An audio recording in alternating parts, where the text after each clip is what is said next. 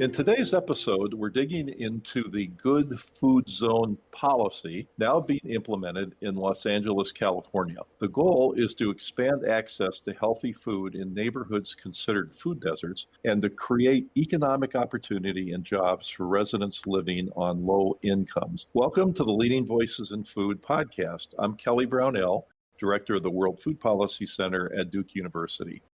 If you follow food policy work, you'll be interested in the Good Food Zone, food entrepreneurship, and community development framework. My guests today include three people deeply engaged in developing this place-based policy strategy. I'm delighted to welcome Ronnell Hampton of the Los Angeles Food Policy Council, Samantha Salmon of the Local Initiatives Support Corporation, and community organizer and media specialist Matt Sanderson.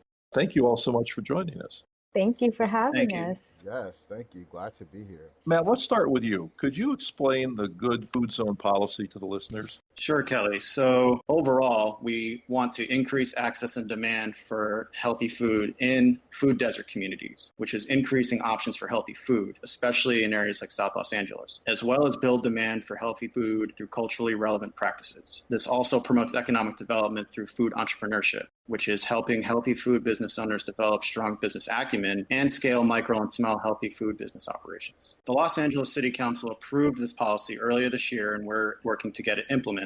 This will be a 3-year program that will provide targeted services to overcome challenges and barriers that micro and small businesses in LA would experience when formalizing or growing their business. And this is in partnership with the city, private, nonprofit, and community service providers, and business owner can get the specialized help they need, receive help with filing permits, referral to funding programs, discounts on equipment and utilities, and assistance with business training, as well as resources for marketing and financial management. A program ambassador would facilitate communication with these business owners. Do they need help with business training or help navigating governmental departments, or need help with management or leadership training, product development, or even technology adoption? Those who buy into this program and this pilot are asked to provide evidence of their commitment to developing and growing a healthy food business through annual reporting, surveys, on-site visits, evaluation of business practices, and more. The Good Food Zone sits at this intersection of racial health and economic justice.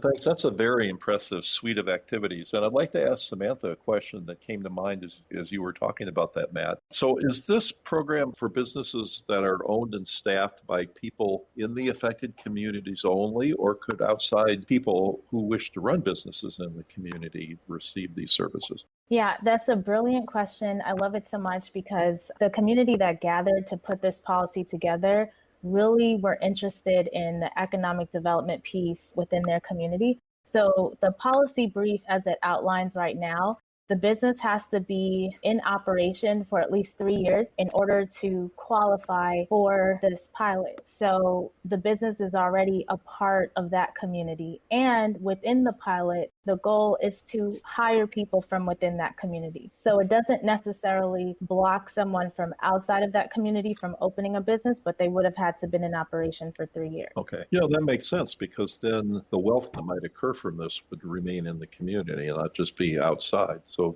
thanks for that answer. So Ronnell, let me turn to you. How did all this come about, and what challenges were faced in researching, developing, and ultimately getting this policy approved? The Los Angeles Food Policy Council uses the collective impact approach to developing policy, which makes sure that impacted people are leaders and collaborators in the policy changes that happen in the Los Angeles regional area.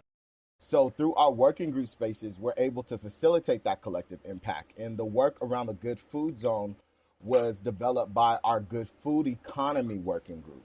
And so they have been working on this policy and had to organize to get a champion, who is Curran Price, Council District 9, who introduced the Good Food Zone policy. And with the organizing of the Good Food Economy Working Group, we were able to get the policy recommended from the Economic Workforce Development Subcommittee for approval to get approved at Council. which happened March 3rd, 2020. We celebrate a policy passing, but the hard work happens when you're trying to get the policy implemented and making sure that the intended demographic actually receives the resources of that policy, and making sure that the programmatic framework for that policy actually has the intended outcome that we had from the beginning. Well, you make an outstanding point about the importance of follow through. And I imagine when the history of this will be written, there will be a lot to be said about what happens after the policy was passed. So I'm happy that you brought that point up.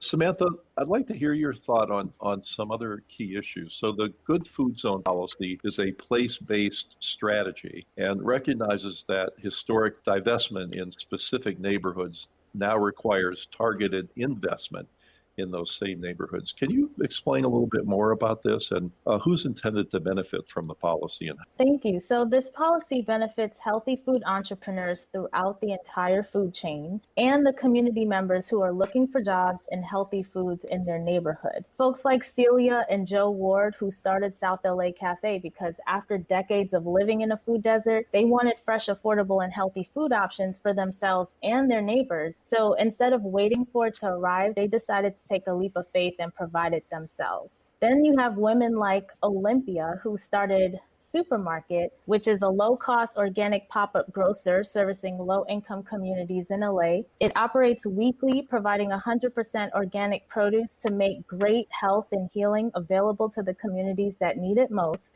And Supermarket believes everyone deserves to eat well. Olympia, the founder, believes fresh food access is not simply a nice idea. It's a right and a necessity. She said leaving our neighborhoods to get healthy ingredients and healthy meals is a challenge millions of Angelenos shouldn't have to face. And so when she started Supermarket, she felt like this subtle form of discrimination, which leads to millions of deaths each year in the country, will hopefully cease to exist. And I wholeheartedly agree. That's the whole purpose of this policy. So you're talking about some very admirable and inspiring stories of people that have started food businesses. Can you explain, Samantha, just a little bit about why this is necessary in the food place? I mean, we know about what food deserts are, but not so much about how they came about and what are some of the divestment that have occurred. Yes. And if I can, I would recommend everyone listening to read two very great books that go into the details on it, because it definitely deserves more time than we have available on this podcast. The Color of Money by Mirza Baradaran and The Color of Law. I forget the name of the author, but they basically go into detail on the historic redlining and the holding of investment that was not available for Black entrepreneurs and Black landlords. Being able to buy a home and build equity that way is also part of the piece in being able to get a loan to start a business, have equity to get appropriate financing. So it's really intricate, and those two books really go into depth. Thanks for those resources. So let's get into some more specific. Ronnell, what are you actually asking the city to do in this, and how will you measure success at the end of the day? In regards to the historic divestment, we have to be able to acknowledge how that looks in the landscape that our communities are living in. In South LA, for example, there are more liquor stores than there are grocery stores. We're asking them to acknowledge the historic divestment that created the food deserts that community are dealing with right now. And in regards to the Good Food Zone, we're asking our local government to take action by identifying a timeline for the feasibility report and pilot implementation that reflects the urgency of the public health issues related to food insecurity. We're also asking them to identify budget line items to fund the proposed $3.6 million 3-year pilot program. We're asking them to prioritize the implementation of the Good Food Zone as a tactic for community and business resilience modeling during and post-COVID. Like we're saying, the Good Food Zone is to address historic impact of food divestment, but COVID has exacerbated a lot of those realities. So it's important that we leverage policies like the Good Food Zone as a way to address resiliency and recovery.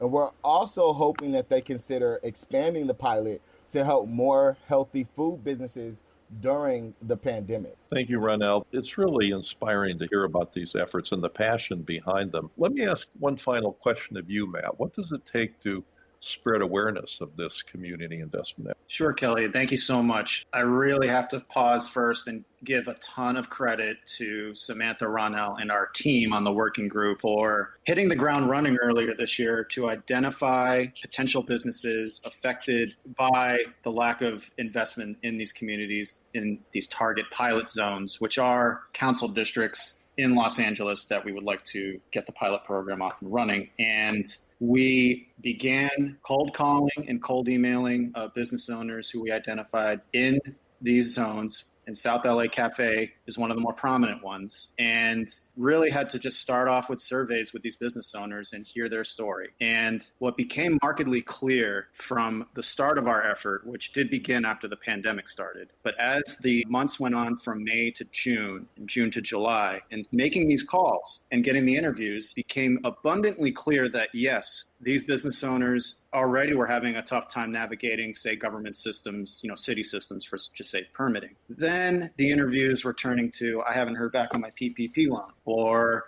one question a couple months ago could have been, how many employees do you have? And this is a small market we're calling in South LA. And they might just, might just be the business owner. They've been there for 20 plus years, might be family owned. A lot of them are mom and pop. And they might just have a few other employees. But as the calls kept going and we were finding out that the business owner could only afford to be their own boss. They were there from open to close. And the questions were, they were interested in the incentives of the Good Food Zone. And a lot of them wanted to get involved with the awareness campaign. Some were on the fence. They wanted to engage in the interview and still had some questions. And a lot of them were just so busy, at the height of COVID-19, where they could only just focus on the day-to-day, and but said, please keep in touch and that sort of thing. And through these interviews, we created awareness graphics of the business owners who we did interview.